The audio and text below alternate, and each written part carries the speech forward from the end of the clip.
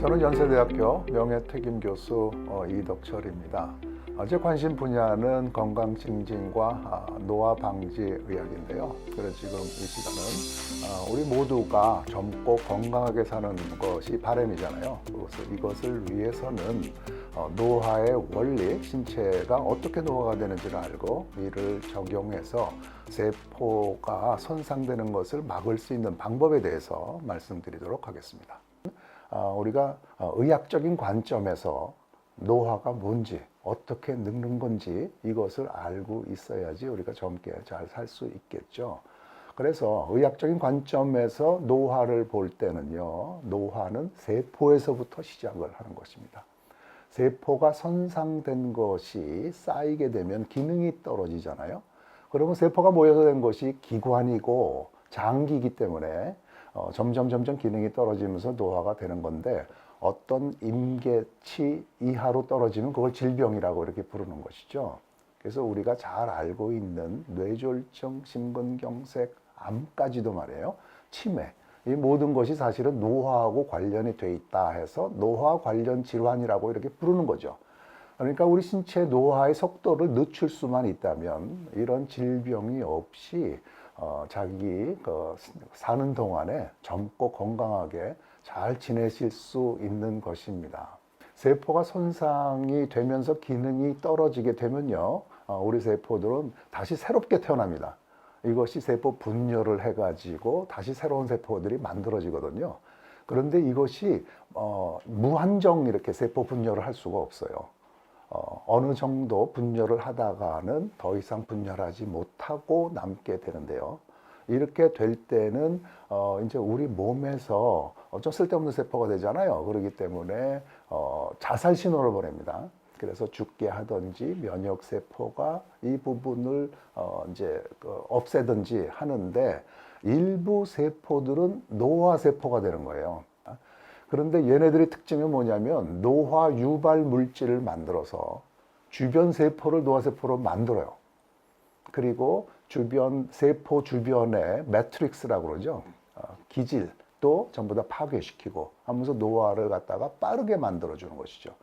그러면서 우리가 자살 신호라고 하는 것이 있거든요. 우리 그 세포를 건강하게 만들기 위해서 이런 것도 피해가고 면역 공격도 피해가고 라고 하면서 신체 노화를 갖다가 많이 만들어 주는 것이죠.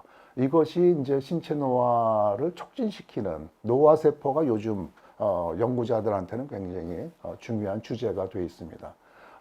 우리가 건강한 생활 습관이라고 있죠. 그러니까 운동 잘 하시고, 그 다음에 균형 잡힌 식사하시고, 그리고 비만 아니고 체중 잘 유지를 하고, 금연, 절주 같은 스트레스 감소, 이런 부분들이 다 이렇게 세포 내에서 일어나는 그런 노화 세포를 일으키는 그런 기전에 좀 더 관계가 되는 것입니다.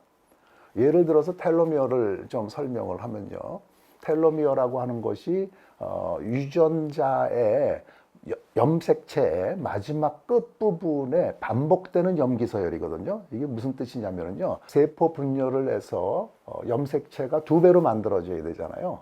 그래서 만들어질 때 끝부분은 만들어지질 못해요. 그래서 한 번 세포 분열해서 새로운 세포가 만들어질 때마다 염색체 끝부분이 자꾸 짧아지는 거예요. 그래서 어느 임계치에 달하면은 더 이상 세포 분열을 하지 못하게 되는 것이죠. 그래서 앞서 설명드린 우리 체세포는 어느 한정된 부분만 세포 분열을 할 수 있다라고 하는 것이 이유가 텔로미어 길이가 자꾸 짧아지기 때문에 이제 그런 것입니다. 그런데 나쁜 생활 습관을 하게 되면은 담배를 많이 핀다든지 스트레스가 많다든지 이렇게 술을 많이 마신다든지 운동하지 않고 비만하고 이러면은 텔로미어 길이가 짧아지는 것과 한 10배 정도 더 많이 짧아지는 거예요. 그러니까 노화가 빨리 오는 것이죠. 그래서 우리 나쁜 생활 습관이 이렇게 세포 내에 손상을 초래하는 거하고 직결되는 문제를 갖고 있기 때문에 막연하게 운동 열심히 하면은 젊고 오래 사는 것이 아니라 이렇게 다 연결이 돼 있다라고 하는 그런 말씀이죠. 과거서부터 이렇게 항산화 영양제 중에 영양소 중에 가장 중요한 게 이제 비타민이잖아요. 그리고 코엔자임 Q10이라고 하는 것도 이제 항산화 영양제로 들어갈 수 있습니다. 분명히 산화 스트레스, 활성산소가 우리 몸을 망가뜨리고 병을 유발한다는 것은 잘 밝혀져 있었기 때문에 이런 항산화 영양제를 쓰면은 훨씬 건강하게 오래 살 수 있을 거다라고 생각을 하고서 이렇게 임상시험을 많이 해봤어요. 그런데 불행히도 임상시험에서는 이런 효과가 나타나질 않았습니다. 그래서 실험실에는 되는데 우리가 실제 적용해 보니까 기대만큼 그렇지가 않더라라고 하는 것은 맞는 얘기고요.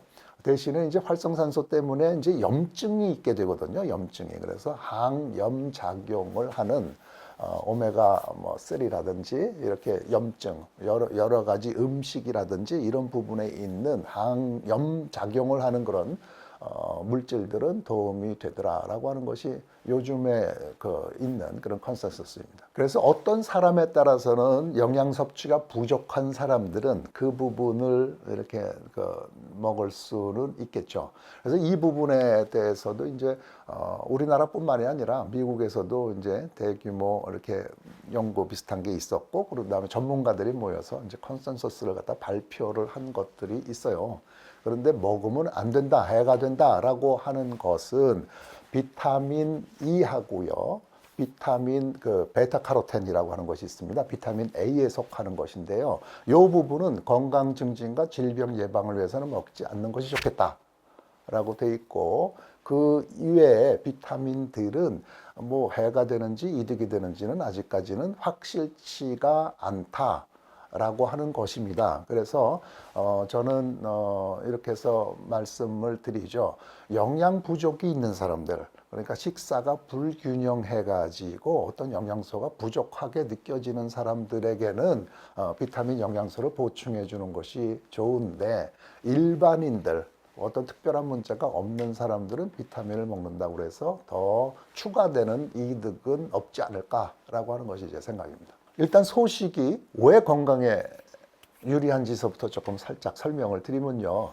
소식을 하게 되면 먹을 게 없는 환경이 안 좋은 상황이라고 하는 거가 내 몸에서 이렇게 느껴지는 거죠. 그렇기 때문에 이때 나를 잘 보존하면서 이 기회를 넘어가야 된다라고 하는, 그러니까 내 생체를, 세포를 잘 보존하려고 하는 유전자가 발동을 해요.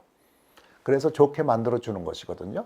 그러니까 항상 이렇게 풍성하게 먹고 좋은 것들을 많이 먹고 이럴 때는 성장과 발육이 왕성한 청소년기에는 이렇게 많이 먹고 활동적으로 가야 되는데, 이 다 청소년기가 끝난 이런 상황에서는 너무나 많이 먹게 되면은 이런 어떤 내 몸을 지키려고 하는 그런 유전자의 발동이 이렇게 잘 안 되기 때문에 어느 정도는 적당히 먹는 것이 가장 좋습니다. 그런데 이것을 지금 조금씩 나눠서 먹는가 아니면 간헐적 단식을 하는 거가 이제 어떤 게 더 좋은가라고 하는 그런 질문을 하셨는데요.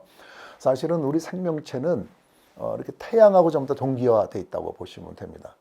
왜 그러냐면 태양이 떴을 때 우리가 활동하고 움직여야 되잖아요. 그러니까 대사가, 우리 이제 음식물이 들어왔을 때 그거를 잘 섭취하고 에너지를 만드는 대사가 활발히 일어나는 것은 태양이 있을 때고, 그리고 밤에는 이런 부분들이 잠잠하게 되면서 이런 대사가 잘 일어나질 않아요.